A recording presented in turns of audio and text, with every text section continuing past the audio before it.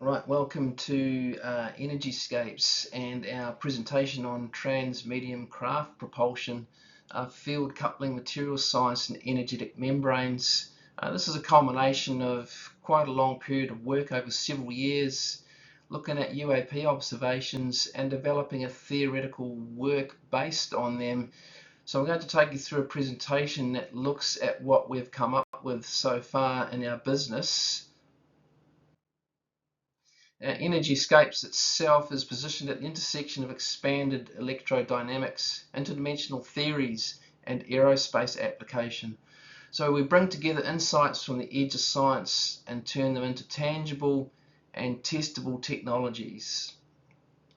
And there's a lab link there as well to our profile on ResearchGate, which has a lot of publications built up over the last 5 years on UAP and anomalous phenomena and potential application in industry. So our core focus is we dedicate ourselves to pushing the boundaries of scientific exploration and pioneering technology applications, and we do this by focusing on monitoring and evaluating unidentified anomalous phenomena, or UAP, to advance industry, defence and space endeavours. So to our business, UAPs may represent not just advanced craft but conduits to non-local energetic realms. Now this challenges our current understanding of physics, consciousness and space-time itself. So we're really focused on looking at the science of UAP and what is missing, and we spend a lot of time looking at the mathematical foundations or lack of for that as well. An overview of the presentation. So it's based on a paper we put out, or a technical report from our lab called Trans-Medium Craft and Energetic Boundary Layer Dynamics. And that's a key reference, and I've got that listed there and the DOI for it on our company ResearchGate page. And just as an overview of the presentation itself, so we have a brief introduction. We talk about visibility and orientation and boundary layer effects that we observe with the UAP, and then we bring in a mechanism of field coupling in that regard, and we talk about porphyrin membranes as a key item or key thing that brings together two fields that we are proposing, electromagnetic and scalar, and we talk about these porphyrin membranes in that context as an energetic skin, and talk about the function of it in terms of what these craft or objects are able to achieve. And we relate that to dual layered field mechanics, and we propose a technology and a propulsion model in that regard that looks at how this membrane couples these energetic fields, and then we bring that all together in a summary. In terms of an introduction, what are our key ideas? So the concept itself is derived from UAP observational data that we've gathered in the field over several years so far, and continue to do so and analyze in great detail and depth. And our focus is on energetic field coupling, visibility control and boundary layer interactions that reflect what we think is going on in terms of an underlying concept that involves energetic field coupling, both electromagnetic and scalar. So we propose a novel propulsion model based on these two fields. And we have a little concept diagram here that looks at energy inflow in terms of a scalar field and an internal repulsive electromagnetic field, and how this impacts space-time or local space-time distortion through some sort of interface. And what we're proposing is a membrane involved in that process, or a key concept that we've missed in terms of understanding trans-medium craft and superluminal transits. It's the actual membrane of the craft that is the key missing link. In terms of capabilities that we observe, they display selective visibility, whether that's visible spectrum, infrared, or ultraviolet. There's something going on there that allows them to determine the extent to which we can see them visibly, and they have seamless orientation in three-dimensional space in terms of vector fields. This implies advanced material properties that must be superconductive, magnetic, able to manipulate light, and be both an energetic field emitter and an absorber at the same time. Now, in terms of boundary layer effects, when we started focusing on this as a key term in our observations, and in other words, what are the different types of observable, and we call them boundary layers. In other words, if we accept there's some sort of energetic field coupling going on, then the observed effect must be a boundary layer effect between the two fields. And some evidence of that is energy condensation in orbs that we've recorded and analysed, torsion, and the presence of spindles in rods that we've observed, shimmering or double large shimmering in water-based UAPs that we've recorded and observed, and attraction of matter in land-based UAPs that we've recorded as well, and all suggest that there must be some sort of local or apparent space-time distortion at close range within proximity of these objects or craft. And diagrammatically, we've represented that in terms of energy intake, double large structures, light interaction, and vortex generation. It's bringing all those together into a single concept involving craft that simultaneously manages these four attributes. And we think that has something to do with an external membrane. Now, in terms of the mechanism of field coupling, we're looking at a dual field interaction. So however they're coupled, or whatever is involved in coupling the fields, is connected to an external scalar field. Now, we propose that that's universally present when you expand Maxwell and Heaviside electrodynamic and gravitomagnetic equations. There's up to potentially 50 scalar waves in addition to the EM transverse wave. Now, we think that external field is coupled with an internally produced electromagnetic field based on torsion and vortex emission. Now, the mechanism behind that, we're looking at external suction via scalar pressure and an internal spin that generates a repulsive EM field. Now, that relies, we think, on an atomic lattice that enables vibrational coupling through spin or scalar phonon generation and electric field strength. So you're pulling in this external scalar field through resonance and aligning it with an internally produced electric field from a magnetic dipole that's produced through vortex and spin. So the little diagram we've got that goes through this looks at external pressure and vibration as a dual field coupling mechanism in combination with internal torsion and centrifugal spin. So you've got this kind of gravity bubble around the object or craft that then also couples with an external scalar field present in four-dimensional space. So, you know, Maxwell originally considered that scalar variable as four-dimensional, even though Einstein labeled the fourth dimension as time. If you expand the electrodynamics equations, we consider time as scalar, so we relabel it, and then we've got the potential there to couple electromagnetism with gravity and general relativity and quantum mechanics. So we've done a lot of background research into the mathematical or the underlying mathematical foundations of this whole concept and the missing maths which has been put aside, which needs to be reinstated. So this has been a long process and a long journey in terms of getting to the stage now where a concept can become a prototype product that we can possibly develop as a concept for field testing. Now, in terms of material requirements for energetic field coupling, as I mentioned earlier, it's got to be a superconductor, it's got to produce scalar phonons, and it's got to have a magneto-optical coupling capability through the membrane, and able to have a stabilization effect on both as a boundary layer in terms of harnessing and managing these two fields simultaneously. And what we're proposing is that we can have a bioinspired membrane that does that and is porphyrin derived and biopolymeric. And of course, if you assume this scalar waves are superluminal or faster than light, then the result through the stabilization of these boundary layers is superluminal transits overcoming inertia and gravity at the same time.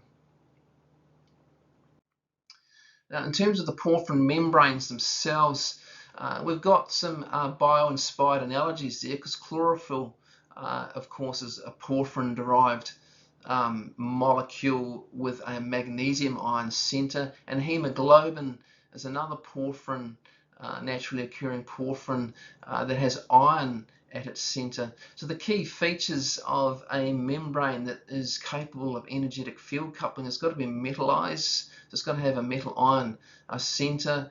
It's got to have photonic excitation through scalar phonon production, and it's got to be a crystalline lattice that produces helicoidal spin. In other words, it gets magnetized through electric field production. And we've got an atomic structure here that just gives you the underlying structure of a porphyrin. So of course in the center there you'd have your metal ion, then you've got your carbon rings or carboxyl rings around the outside, and you've got your pi electrons arranged around that in terms of meso positions and beta positions that are available to conduct electricity. And of course you've got your hydrogens in the middle able to move, which gives you isomers as a result. And just a bit more on isomers. So tautomerism is a type of isomerism. So you've got a chemical compound like these porphyrins that can exist in two or more interconvertible forms, and they differ in position of that proton and the double bond within the molecule, because you've got a double and a single bond with your carbon and hydrogen. So that allows a relatively facile process. In other words, hydrogen can move freely within that ring structure to generate these isomers. Now the resonance can't occur, which is the isomer formation, if the proton is not able to move around the carbon ring. So that vibration for resonance relies on the fact that these hydrogen ions can move, and then you've got your pi electrons able to conduct the electric field to facilitate that process. So in terms of the atomic structure, it's got to be interconvertible. Okay, so distinct chemical species and not just resonance that can readily interconvert. There's got to be that hydrogen atom movement that involves a shifting of it between specific atoms within the molecule itself in that carbon ring. And there's got to be a dynamic equilibrium between these isomers with each other so that they constantly interconvert.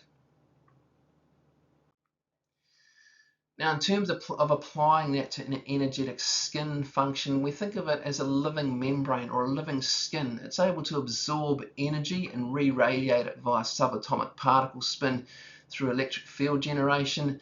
It's able to maintain a boundary tension or a tensor strength longitudinally in terms of scalar domains and electromagnetic fields. So it's got to be coupled with an internal vortex for lift and inertial motion overcoming gravity, and then aligned through resonance with the scalar field through scalar phonon production and vibration. So you've got the porphyrin membrane with external and internal ion channels there in terms of hydrogen, allowing protons to pass through and separate these two channels and resulting in resonance.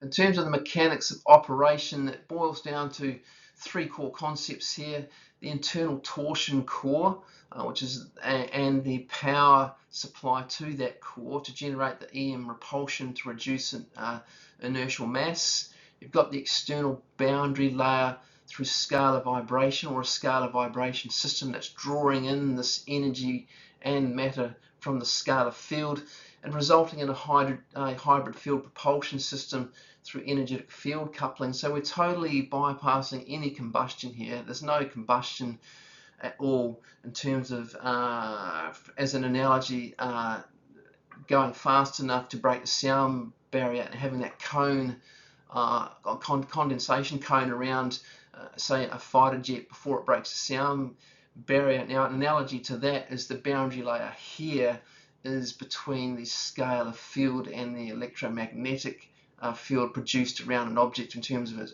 a gravity bubble. So we see these observed effects of UAP, but in this case, the craft is superluminal, rather than supersonic. Now the dual-layered field mechanics in terms of operation relies on this rapidly spinning dipole that generates this repulsive EM field, which couples your vector field within which the craft occupies with a external scalar field. Now the external mechanism in terms of the membrane has to draw in this matter and energy to facilitate this energetic field coupling through resonance with the electromagnetic field produced internally. So we've got a diagram in terms of the field mechanics. So you've got a scalar pressure vibration system externally, and the membrane's drawing in the matter or energy from that and facilitating energetic coupling, and that's the boundary layer effect in terms of superluminal boundary layer effect, with the internal mechanism, which is the toroidal field or torsion field from the rapidly spinning dipole that generates this repulsive EM field. Then that couples with your vector fields in physical space, so the orientation to physical space. Now the proposed technology and propulsion model. So we've got propulsion via field alignment and resonance. Now the key components seem to be this porphyrin membrane or skin that links a torsion core dipole with external scalar suction through electromagnetic repulsion. It's analogous to like a suction centrifugal pump hybrid that's going on between what goes on inside the object or craft and externally to it. In terms of a flow diagram here, we can think of it as a scalar phonon field that's attractive and external in combination with a dipolar EM field that's repulsive and internal, and they're both harnessed or coupled with a porphyrin membrane interface, which through resonance is able to couple these two fields together. We've also got a core for energy storage.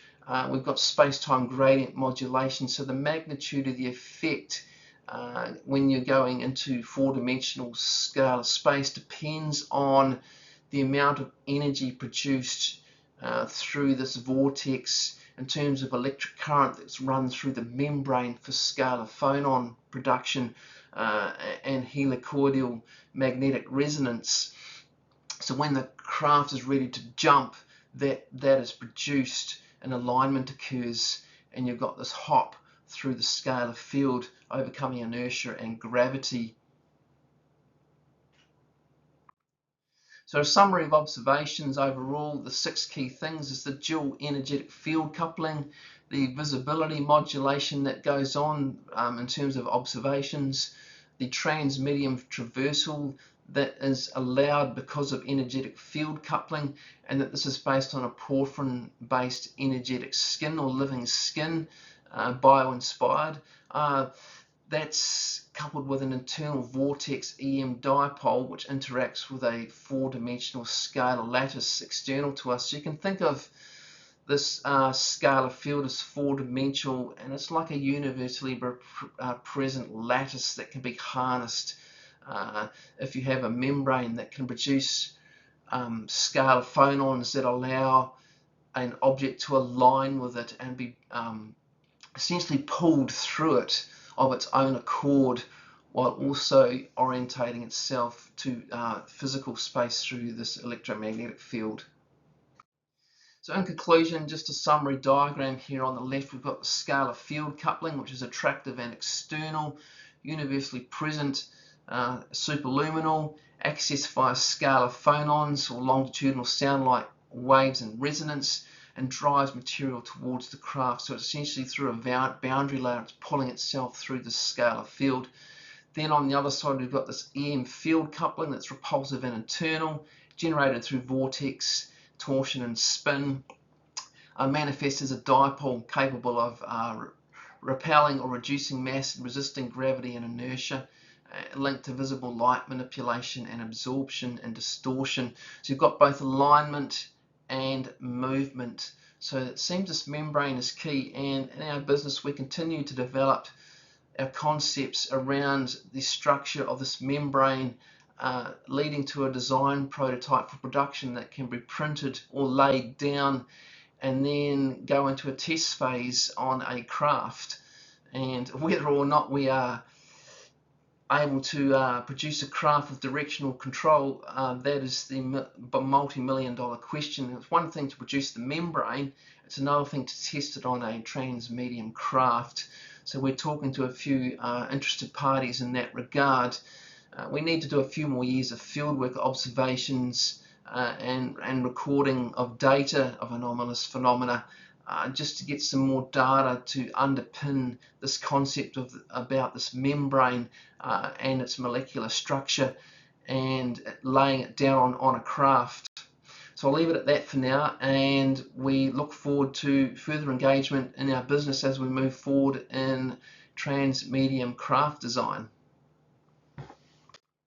And just a final thank you, you can find us on ResearchGate and our publication list, LinkedIn, and our YouTube channel.